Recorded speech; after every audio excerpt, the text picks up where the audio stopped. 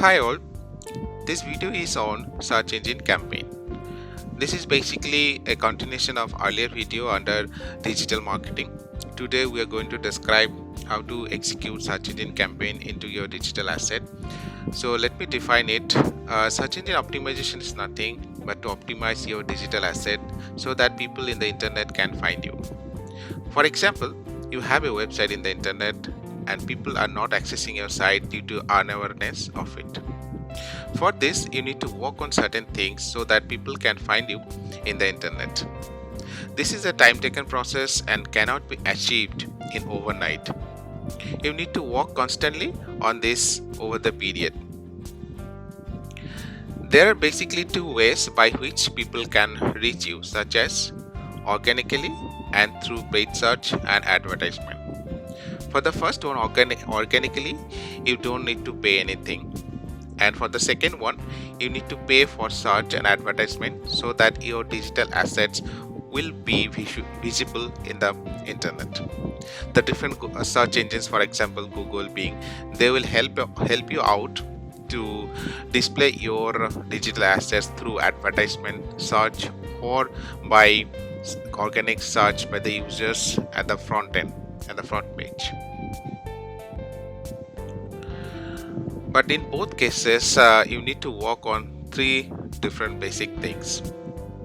First thing, enable analytics tool into your digital asset to understand ongoing metric and user data for further analysis. Then you need to add relevant meta keywords description into your digital asset. Use keyword planner to understand the weight, relevance, traffic of the keywords. And the last one is remove SEO issues from your digital assets with the help of various tools like Screaming Frog, Lighthouse tool, and identify and act on this. So I'll be explaining all these three details in two different videos. So let me start with the first item. So if you are using your digital asset as website, you need to create a Google Analytics account. For this, you need to have a simple Gmail ID or Google account. So you need to log in into Google Analytics. This is the URL, analytics.google.com. And after logging in, you need to create a web property. So let me create one. If you are using for a website, you need to select this one. And if you are using for other apps, you need to select accordingly. So I have created one from before for my personal website. Let me show you that. If you go into tracking info, then go into tracking code, you can see a page of JavaScript code which you need to add under the head tag of your HTML, and this should be applicable across all your pages. But if you're using any CMS in order to build your website, for example Drupal or WordPress, you just need to copy this tracking ID. Let me show you that. So I have enabled the Google Analytics module, and if you see the configuration and you will see the web property ID to add. So as soon as you add this, the other scripts will be rendered into the home page automatically. Let me show you that. So let me go my personal website, which is virtualability.com. So if we click on view source, and if I search with WA, you can see this script is already added here. So using this module, it will be displayed across all the pages so that the user visits, behavior, and the tracking will take place.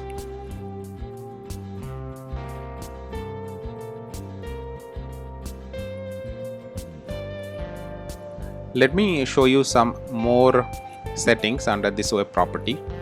So if you click on property settings, you will get to see some settings here. The first field where you need to add the website URL, and then you need to enable the settings.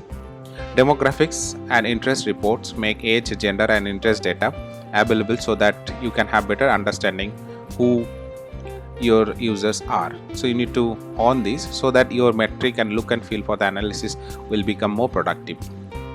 So you need to select this one as well, and finally you need to save this. So in this tutorial I will be not going into details what is the metric and what is the interpretation for that metric. So if you come down here, let me show you in short. So this is the user metric home page. So first you will see in the last couple of days how the user is behaving into your website and how well your users are returning into the website. If you click on this individual reports, you will see in detail, and then you can see location overview from where the users are viewing your website, and then here session by device. You can also have analysis and detail from which kind of device your users are accessing into your site, mobile, desktop and tablet, and this particular users by the time of the day. So you can analyze when particularly the users are visiting your site most, and based on that you can execute your campaign. So if you are seeing the most of the users are viewing your website during the 10 p.m. so you need to finalize to have the campaign or start your campaign during that time. If you are running any YouTube channel, so you need to release any videos during that time. And the last one, you can see the user URLs. So if you see a particular page URL is getting a lot of views, so you need to concentrate on that, on the perspective that you can add more things on that because it has become popular.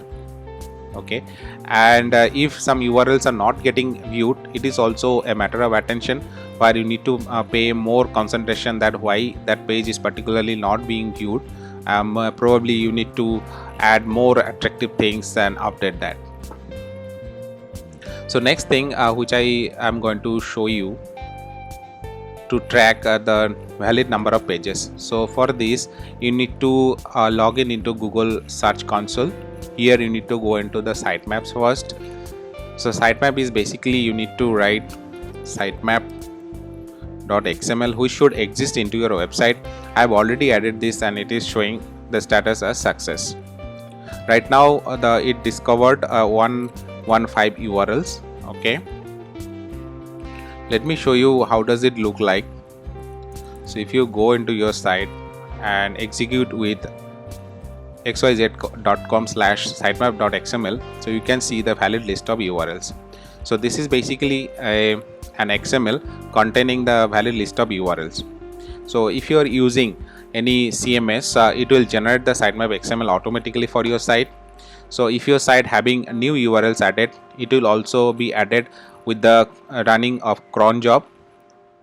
And if you are using any static site, you need to generate this sitemap XML from any online tool.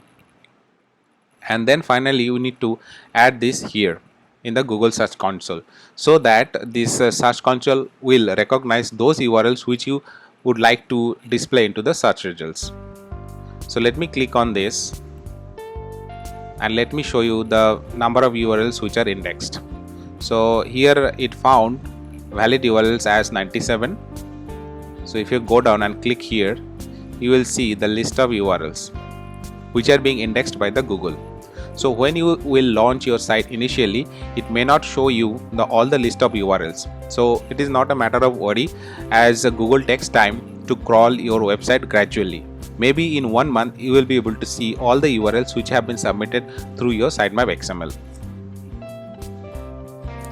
In Google Search Console, there are other lot of things which you can also monitor later on. For example, something is not working out in mobility, so you can click here in the mobile usability. Okay, so it will immediately show you if there are some errors. Right now in my website there are 0 errors and 44 are valid.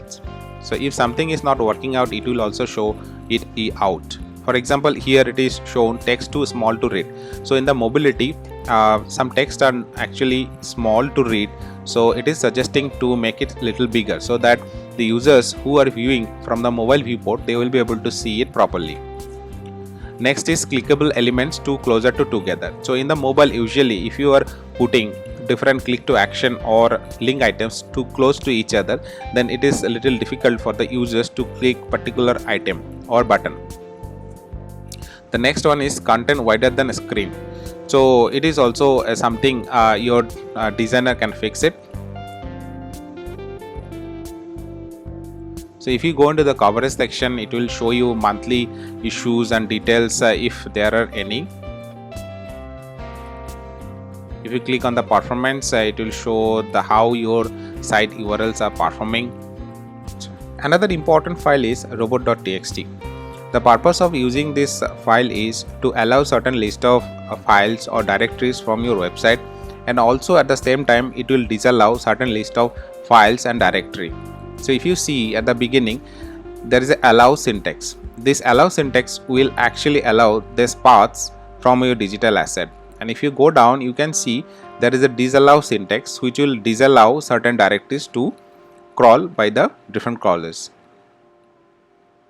So here you can see the CSS and JavaScript files are actually allowed. Previous misconception was that these CSS and JavaScript files are not required to crawl, but as a result the crawlers are facing the issue not to render your website correctly, and as a result they were not able to read your site properly. As you know, CSS and JavaScript files are those files which basically help to render your files properly, but at the same time it should not be indexed by the Google search results. For example, if somebody is trying to search with a valid keyword and reach your website and found out with CSS and JavaScript files which are basically unnecessary.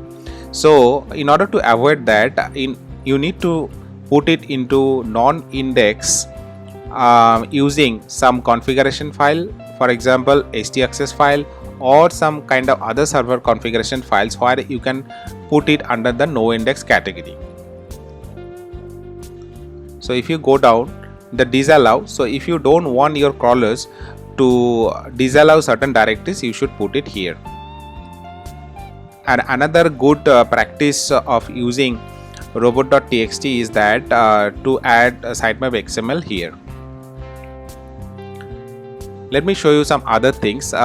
As part of social media analytics tool, share this is very important. You can log in using your Facebook ID or Gmail ID here, and you can have a snippet from the social share and you can put it into your website HTML files, so that it will start to analyze the behavior on social media platforms. For example, here you can see for a certain period of time how many times your Facebook it is being shared in the Facebook portal or Twitter or anywhere else.